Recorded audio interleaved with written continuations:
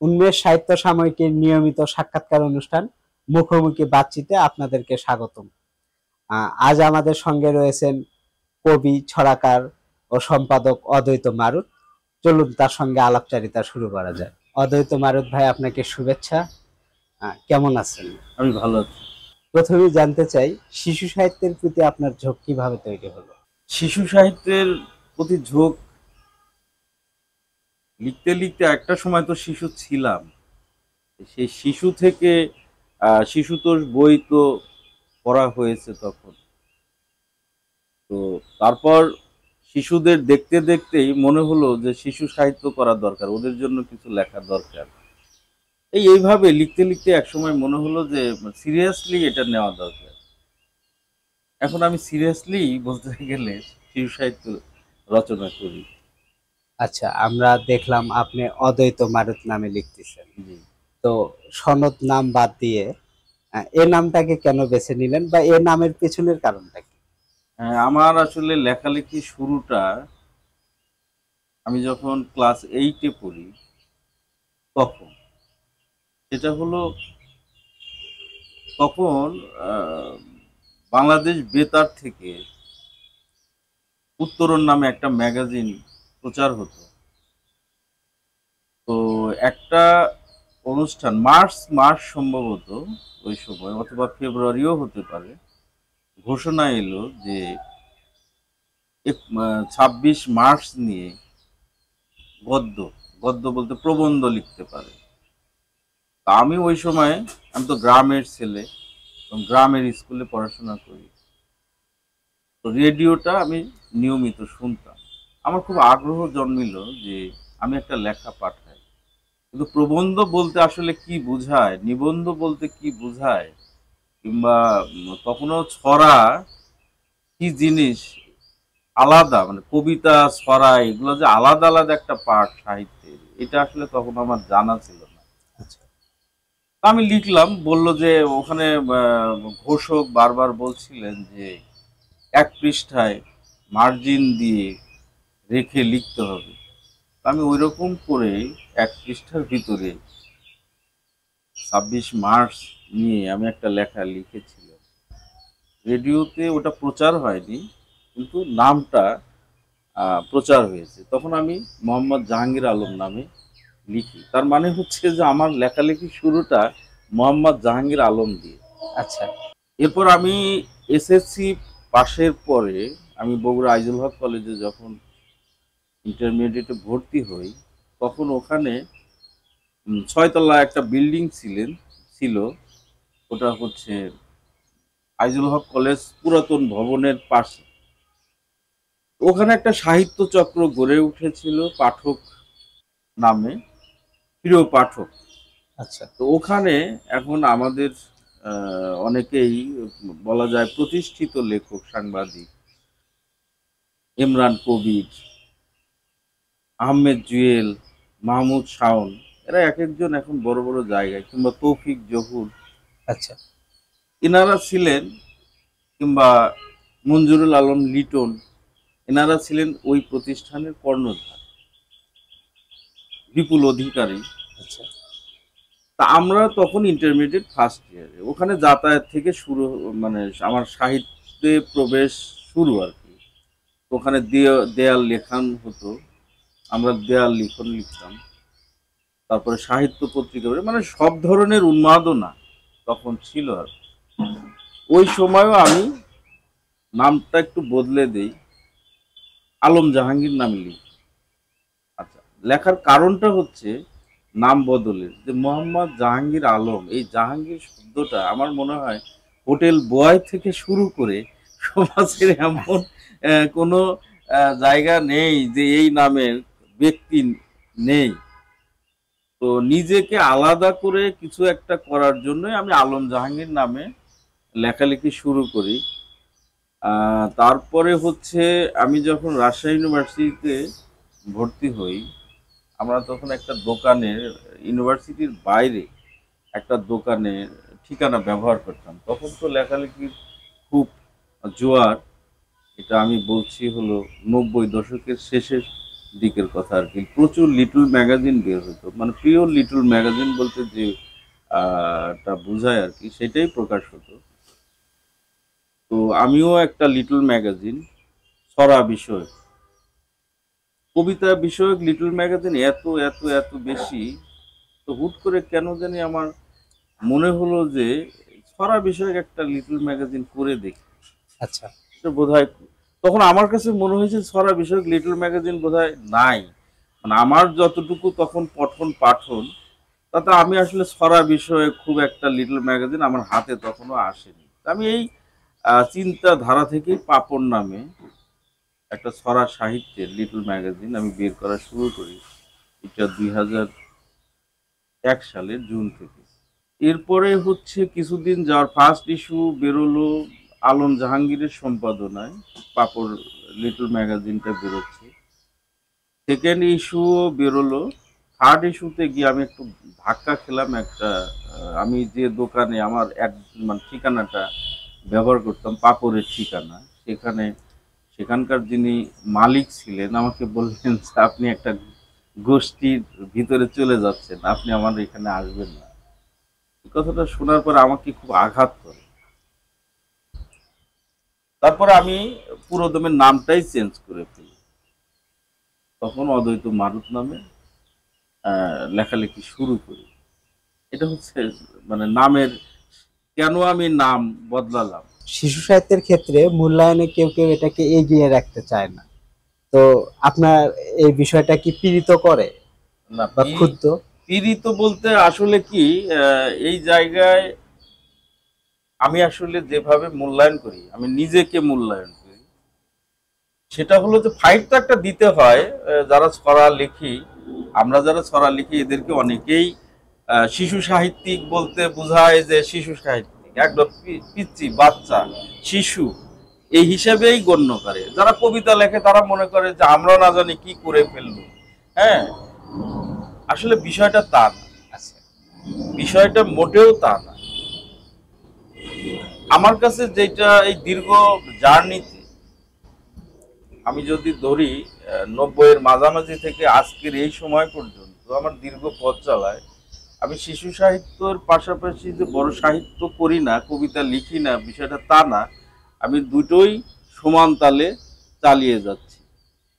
আমার বইও কিন্তু কবিতার বই, শিশুতোষ বই, ছড়ার বই সবই প্রকাশিত হচ্ছে।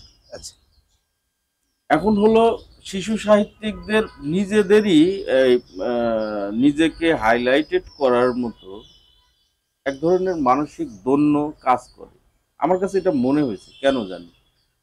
এক জায়গায় গেলাম, একটা অনুষ্ঠানে গেলাম, মানে সাহিত্যের অনুষ্ঠানে, দেখা যাচ্ছে যে কবিরা সামনে বসছে বীর দর্পে, শিশু সাহিত্যিকরা আস্তে করে যা পিছনে যা চুপ করে বসে আছে। এই যে আমার কাছে মনে হচ্ছে মানসিকভাবে সে নিজেকে খুব ছোট করে নিজেই ভাবে।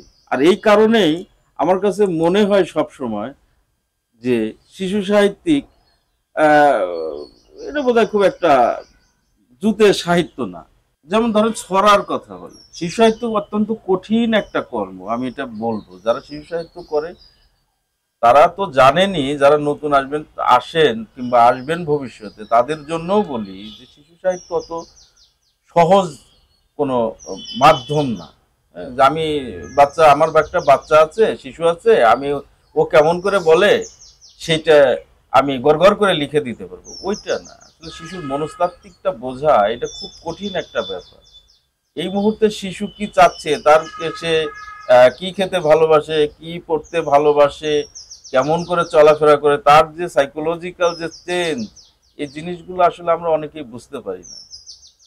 বুঝতে না পারার কারণে মনে হয় শিশু সাহিত্য খুব সহজ, একটা কিছু লিখলাম হয়ে গেল, আসলে এত সহজ জিনিস না। যেমন আমার মেয়ে, আমার ছোট মেয়ে, সে বানান করে গড় গড় করে এখন দেখলেই সে পড়তে পারে। তো ওর যে ভাষাটা, আপনাকে সেটা বুঝতে হবে। ও কোন ধরনের শব্দ উচ্চারণ করে পড়তে পারবে, ভারী শব্দ ব্যবহার করা যাবে না, এমন কোনো চিন্তা ওই গল্প কিংবা ছড়ার ভিতরে ঢুকানো যাবে না যেটা শিশু নিতে পারবে না। আচ্ছা, চিন্তা শক্তিটা খুবই চাপ প্রয়োগ ক্ষুদ্র। ওর চিন্তা শক্তিটা কিন্তু বিকশিত হয় না, বিকশিত হওয়ার পথে আস্তে আস্তে বিকশিত হয়। কিন্তু আপনি শুরুতেই যদি ভারিক্কি কিছু শব্দ দিয়ে ভারিক্কি কিছু বিষয় মানে ওর মগজে ঢুকানোর চেষ্টা করে, ও বুঝতে পারবে না। এই জিনিসটাতে আমাদের অনেক ঘাটতি আছে। আপনি একটি জাতীয় দৈনিকের সাহিত্য সাময়িকী সম্পাদনা করছেন।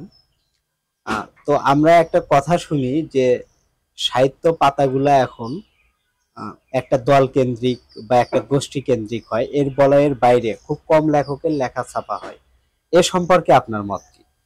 আচ্ছা, এখানে আমি আগে একটা কথা পাঠকের উদ্দেশ্যে বলে নেই, সেটা হচ্ছে আমি মফস্বল থেকে আসছি। আচ্ছা আমি উড়ে এসে সাহিত্য সম্পাদক হইনি, জুড়ে বসিনি। আমি ধীরে ধীরে মানে আজকে এই জায়গায় এসেছি।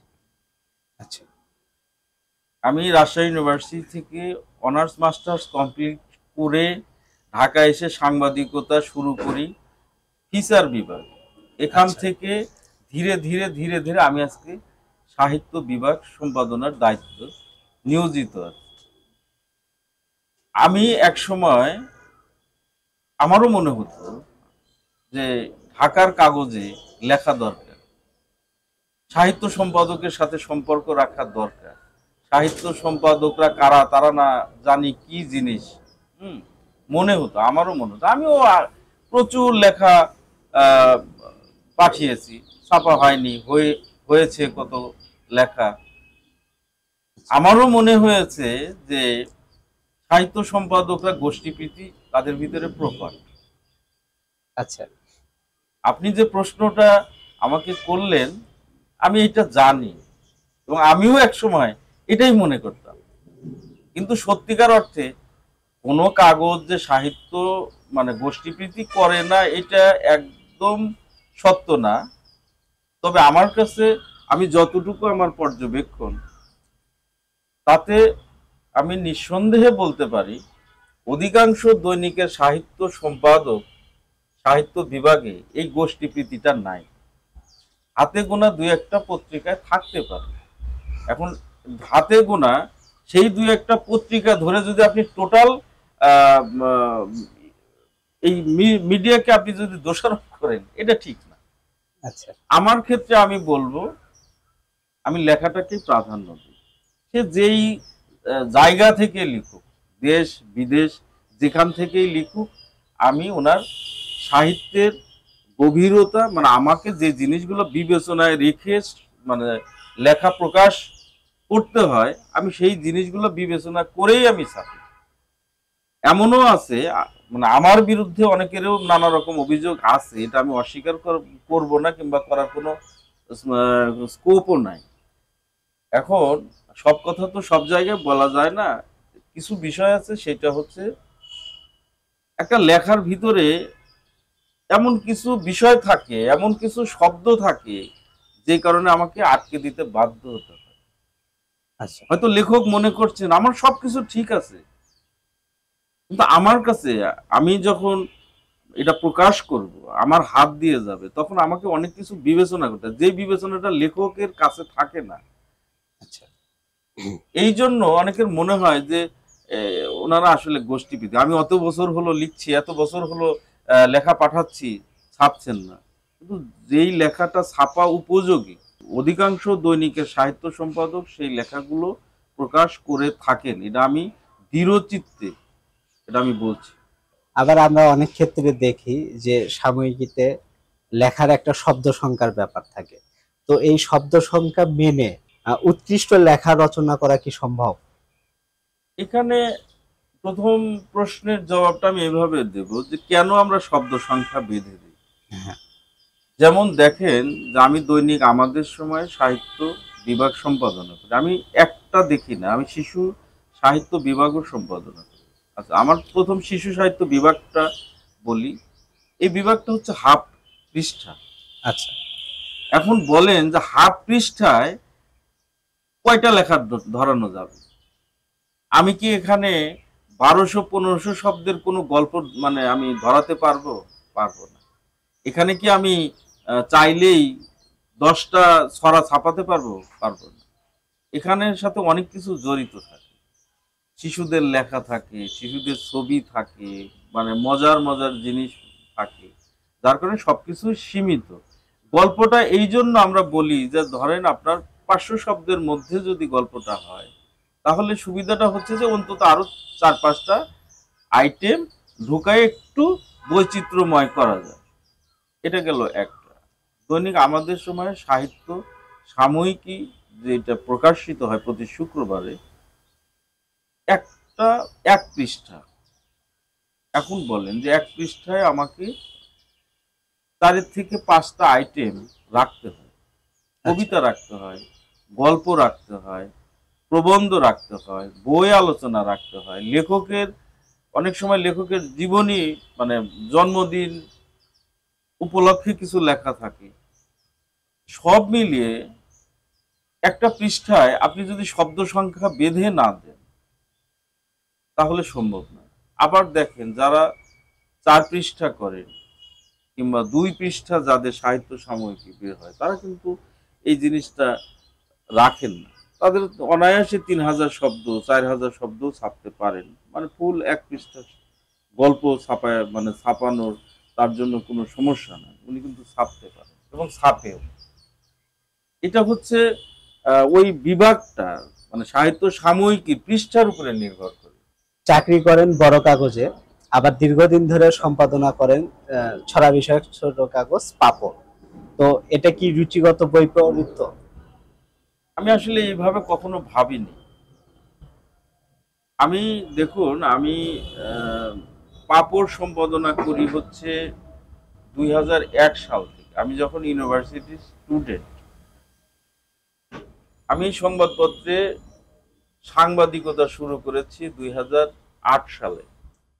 চাকরি মানে সংবাদপত্র বলেন কিংবা আমি ইন্স্যুরেন্স কোম্পানিতে চাকরি বলেন কিংবা সরকারি জব বলেন কিংবা এভরিথিং, এটা চাকরি। এটা হলো আপনার রুটি রুজির সাথে সম্পর্কিত। আর ওটা হচ্ছে মনের খোরাক, আপনাকে নিজেকে বিকশিত করারও একটা মাধ্যম হতে পারে, এভাবে ভাবতে পারি। এই কারণে আমি এটা নিয়ে কখনো ওইভাবে ভাবিনি। আচ্ছা। আর সাহিত্য সম্পাদক যদি বলেন, এইটা ধরেন আমি তো আর 2008 সাল থেকে 2025 সাল পর্যন্ত কয় বছর হলো, তো এর মধ্যে যে আমি পুরোটা সময় আমি চাকরি করি, এটা আমার রুটি রুজির সাথে সম্পর্কিত। এই সময়ে যে আমি পুরোটা সময় যে সাহিত্য সম্পাদক হিসেবেই জয়েন করেছি, আসলে কিন্তু তা না। আমি ফিচারের অন্যান্য বিভাগ সম্পাদনা করেছি, তারপরে আমি একটা সময় সাহিত্য সম্পাদক হিসাবে নিয়োগ পাই। তো যাই হোক, যার কারণে ধাপে ধাপে আসার কারণে মানে এইরকম প্রশ্ন আমার মনের মধ্যে কখনো ঘুরপাক খায়নি।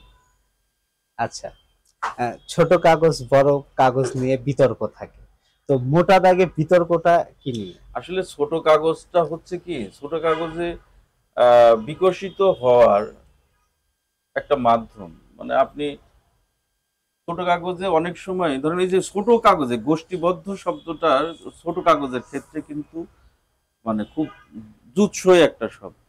আচ্ছা। ছোট কাগজে গোষ্ঠীবদ্ধ হয়ে যদি কোনো ছোট কাগজ হয়, একই চিন্তাধারার একই মনার মানুষ, তারা একটা কাগজ করছে, এটা হচ্ছে একটা গোষ্ঠী। এই গোষ্ঠীবদ্ধ হয়ে আপনি অনেক কিছুই করতে পারেন, সাহিত্যের ধারাই চেঞ্জ করে দিতে পারেন, যেটা আগে হয়েছে। বড় কাগজ বিষয়টা হচ্ছে কি, মানে আমি যেভাবে দেখি, এবং এখানে অনেক ধরনের নীতিগত বিষয় থাকে, সম্পাদকীয় নীতি থাকে।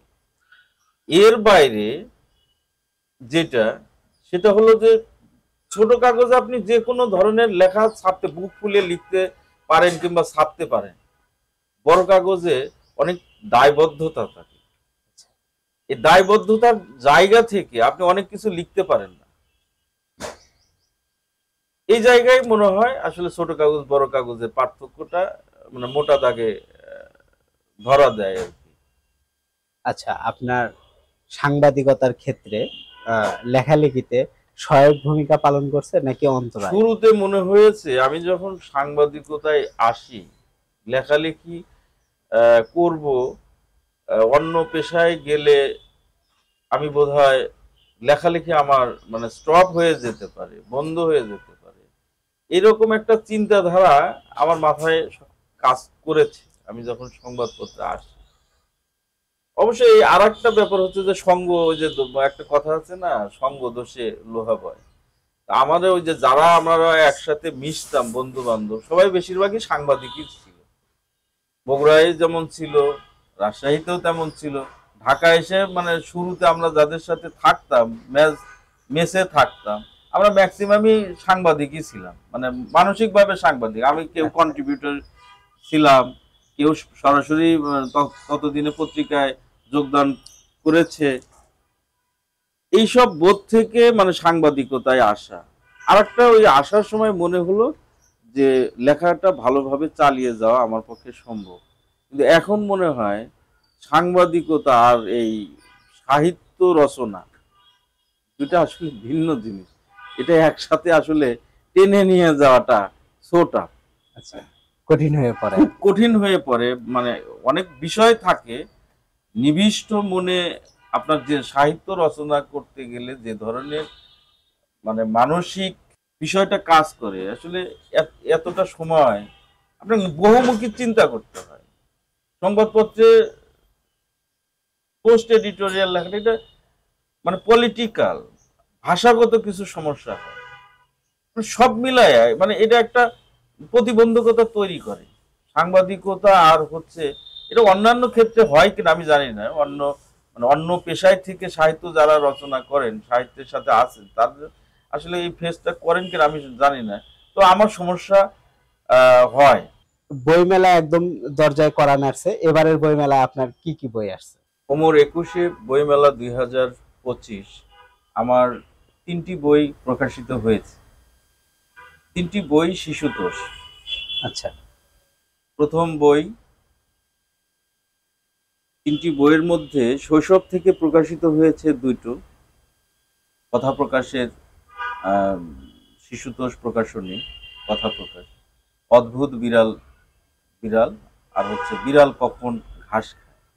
আর একটি বই প্রকাশিত হয়েছে সূর্যোদয় থেকে, সূর্যোদয় প্রকাশনী, ভূত অদ্ভুত। 3টি বই আমার প্রকাশিত হয়েছে, মেলায় পাওয়া যাবে। আপনি তো দীর্ঘদিন ধরে লেখালেখি করছেন, তরুণ লেখকদের প্রতি আপনার পরামর্শ কি? সবসময় আমি যেখানেই যাই ওই একটা কথা বলি, এবং আমি ওটা নিজেও বিশ্বাস করি, সেটা হচ্ছে যে লিখতে গেলে পড়তে হবে। আচ্ছা, সব ধরনের পড়াই পড়তে হবে। কোনটা আপনি মানে বেছে বেছে এই মুহূর্তে বেছে বেছে যদি পড়ে কেউ মানে বড় কিছু করতে, মানে ওই পরিমাণ সবকিছু ধারণ করতে পারে, সেটা অন্য হিসাব। কিন্তু পড়তে হবে, সবকিছুই পড়তে হবে। আমি আমার এক ম্যাডামের কথা জানি, উনিও লেখক, বলতেন যে আমি মাছ চাষ কিভাবে করে সে বইটাও আমি পড়েছি। আচ্ছা, এবং ওনার অনেক গল্পে আমি এই ধরনের আসলে অজানা থাকাটা, আপনি লিখতে পারবেন না। কোনো কিছুর প্রতি আপনার যদি না জানা থাকে তা আপনি কিন্তু লিখতে পারবেন না, আপনার মানে আটকে যাবেন। যার কারণে পড়তে হবে, এবং লিখতে চাইলে অবশ্যই অবশ্যই পড়তে হবে। আচ্ছা, উন্মেষ সাহিত্য সাময়িকীর পাঠক ও দর্শকদের উদ্দেশ্যে কি বলবেন? একটাই চাওয়া এবং একটাই কথা, সেটা হচ্ছে যে আপনারা এই চ্যানেলটি দেখুন, দেখলে ভাল লাগবে। অন্তত এটুকু বলতে পারি, শান্ত অত্যন্ত ভালো ছেলে, সে অত্যন্ত পরিশ্রম করে একটা কাজ করছেন, আপনাদের ভালো লাগবে। উন্মেষ সাহিত্য সাময়িকীতে এতক্ষণ সময় দেওয়ার জন্য আপনাকে ধন্যবাদ। আপনাকেও ধন্যবাদ। দর্শক, এতক্ষণ উন্মেষ সাহিত্য সাময়িকীর সঙ্গে থাকার জন্য আপনাদেরকে ধন্যবাদ। পরবর্তী নতুন কোনো সাক্ষাৎকার অনুষ্ঠান দেখার জন্য আমাদের সঙ্গেই থাকুন।